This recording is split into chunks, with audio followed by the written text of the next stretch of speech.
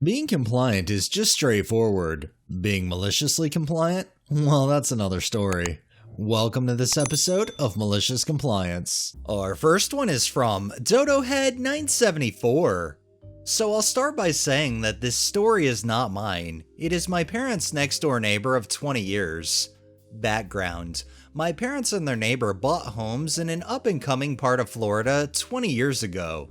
Talking half-acre lots with 2,500 square foot homes for like $130,000.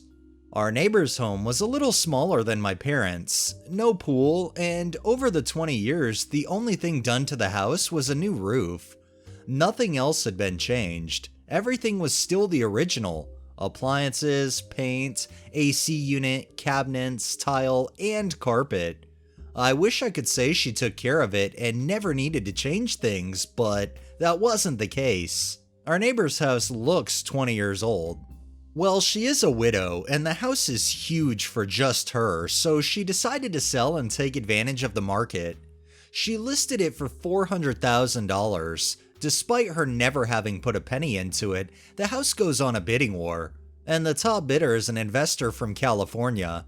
She offers to pay $30,000 over asking, pay the closing costs, and can do it the same day. Cue malicious compliance. The investor woman had two stipulations. Our neighbor takes the house off the market immediately, and she turns over the key to her management company with the cash for her home held in escrow until the key was turned over and our neighbor's side of the paperwork done. Now, our neighbor was upfront with this woman and the state of the home, and asked if she wanted to have her management company come look at it first. The woman says, "No, I'm renting the house and it doesn't need to be painted, just pull it off the market." This woman essentially bought the home for about $450,000 when it was all said and done.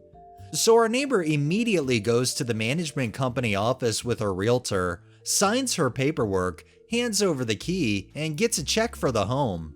A few days later, our neighbor gets a call from investor lady. She is irate. The house is in disarray. It needs a paint job as soon as possible, new appliances and flooring at the least. She demands that our neighbor paint the house. She won't take ownership of the home until that is done, to which our neighbor responds to her, "It's not my home anymore. It was signed over to you, and that the check handed to me and cleared. That house is no longer my problem. Enjoy." This story came about because yesterday my parents called our old neighbor. There was a for sale sign on the house again, and we were confused. Our old neighbor promptly showed up and told us the story, and we were all laughing hysterically because the woman has it listed for $430,000, which anyone with eyes to tour it would never pay, and even if she did get it, she'd still be losing a fuck ton of money. Who doesn't love a story when greedy investors trying to inflate the market lose, and lose big time? Fun fact, investors, you can have all the money in the world, but when you don't want to do the footwork to make sure what you're investing in is viable, you get what you get and you can't throw a fit. This next one is by Uncle Coyote. 18 years ago. Not about. Trust me, I know this one to the date. I was over Dad's house and I needed a wrench, and coming from a long line of mechanics, I knew he'd have one available as I didn't have my kid in my car, so I asked to borrow one. Dad of course said yes, handed me the mechanic's toolbox, and just out of habit, I opened it and immediately noticed that a Craftsman's 7/16 ratchet end wrench was missing. Again, I come from a long line of mechanics. Every tool has its place, be it in a drawer, box, or outlined on a pegboard. And I thought it was weird that Dad lost a wrench out of the spare house toolkit. "You're missing a 7/16, I pointed out, showing him the missing slot. Now, Dad being Dad, just had to bust on me a bit, so looking me dead in the eyes and beaming a huge smile, he responded, "It was there when I gave it to you." Mind you, I hadn't left the kitchen. I hadn't so much as shifted my feet. I knew he was lying. He knew he was lying. But it had been ingrained in me since childhood that losing a tool is a death sentence. Now, I knew he was busting my balls and I let it go, but from that day forward, anytime we needed something, he'd make a comment like, Sure wish I had that 7/16 wrench that Coyote lost. Or, you know what would fix it? That missing 7/16 wrench. This went on for months. So one day he made the usual tease me for losing a tool comment, and I warned him. I looked him in the eyes and said, "Say it one more time, old man, and you're going to get that wrench every birthday, Father's Day, and Christmas for the rest of your natural life." Few hours passed, I asked him to hand me a tool and he said, "I can't, you lost it, remember?"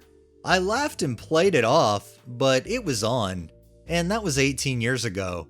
Today, being Father's Day, he just received his 52nd Craftsman's Ratchet End 7/16 wrench. Since that day, he's tried telling me that he knows that I didn't lose it. I knew that already, that I didn't need to buy it. Oh, I fucking do. And he's occasionally tried to say it was a different size or item to get a different present, but we both know that's not happening.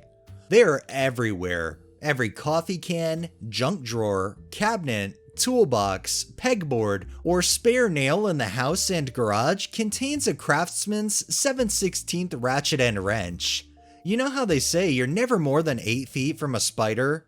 Well, in Dad's world, you're never more than 7 feet from a Craftsman 7/16 ratchet end wrench, because there are at least 2 in his truck at this point as well. When will it end? When the old bastard dies. The last wrench will go in his cold, dead hand so he can tighten bolts in hell, because I warned him. God damn it, I warned him. Happy Father's Day to all of you with weird traditions, jokes, and relationships with the man who made you who you are today. And if you need a wrench, hit me up. I know a guy. You have to love how this played out, and it's just a massive inside joke it seems going forward, and you know he's tired of receiving those wrenches, but he just had to say it that one last time. And our final one is from Lucario Stormblade. This happened last night, but the results played out this morning. I was parked at our yard in Dallas, and I didn't feel like walking a mile to go get food, 90 plus degrees at 8:30 p.m. Why, Mother Nature? So I ordered a pizza to be delivered to our yard so I could snag it from the guard shack and munch away. Placed the order online and paid, and was informed it would be about 55 minutes for delivery. Okay, cool, no big deal. I can relax and wait for the call that the food has arrived. I even confirmed with the store about the address and making sure that they called me or had the guard call me when they got there, to which the lady told me it was cool. Fast forward to 10:05, I get a text telling me that the delivery was passed off to DoorDash and that they would be there in a few minutes. Okay. Not who I anticipated, but alright. 10:15 rolls around and I get another text telling me they couldn't find the address, so they were taking it back to the store. Not cool. I called the store and asked for the manager. She started off rude and stayed there. "Sir, our delivery driver couldn't find your location, so we had her bring it back to our store. You need to provide a better address."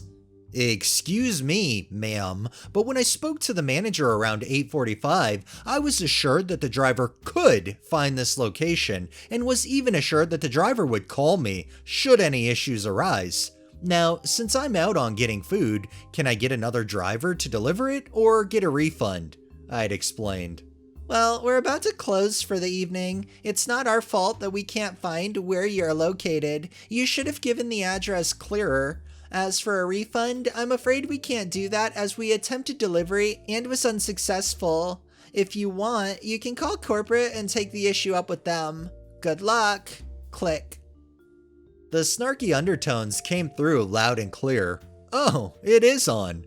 Called corporate office, and while on the phone with them, I left a scathing 1-star review on their page.